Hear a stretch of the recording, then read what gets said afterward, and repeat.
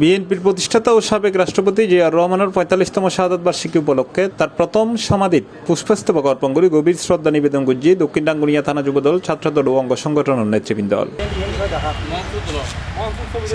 BNP চেয়ারপারসনের উপদেষ্টা, দলগত জাতীয় নির্বাহী কমিটির সাবেক আন্তর্জাতিক বিষয়ক সম্পাদক ও যুক্তরাষ্ট্র বিএনপির প্রতিষ্ঠাতা সভাপতি মাহিদুর রহমানের পক্ষে শনিবার মে ৩০ তারিখ এই শ্রদ্ধাঞ্জলি জানানো হয়।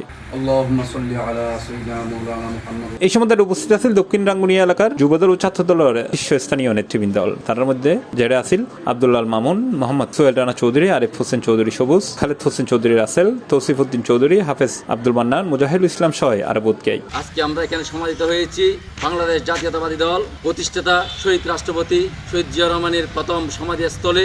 আজকে বিএনপির চেয়ারপারসনের উপদেষ্টা, কাউন্সিলর, সাবেক নির্বাহী কমিটির সদস্য এবং আন্তর্জাতিক বিষয়ক সম্পাদক এবং যুক্তরাজ্য বিএনপির সাবেক সভাপতি মাহিদুর রহমানের পক্ষে আমরা সবাই এসেছি আজকে পুষ্পমাল্য দিয়ে শ্রদ্ধা জানাতে এবং তার আত্মার মাগফিরাত কামনা করতে। আমি সবাইকে ধন্যবাদ জানাচ্ছি এবং কৃতজ্ঞতা প্রকাশ করছি। আজকে এত গরমের মধ্যে মাহিদুর রহমানের পক্ষে আমরা সবাই, বিশেষ করে সোহেল, মামুন, মান্না, নজর, সবুজ ভাই, তৌসিফ সহ যারা এখানে উপস্থিত হয়েছেন সবাইকে আবারও আমি ধন্যবাদ জানাচ্ছি এবং কৃতজ্ঞতা প্রকাশ করে আমি আমার বক্তব্য এখানে শেষ করছি। শ্রদ্ধা নিবেদন শেষে নেতৃবৃন্দ শহীদ রাষ্ট্রপতি জিয়াউর রহমানের রুহের মাগফিরাত কামনা করে বিশেষ মোনাজাত করে।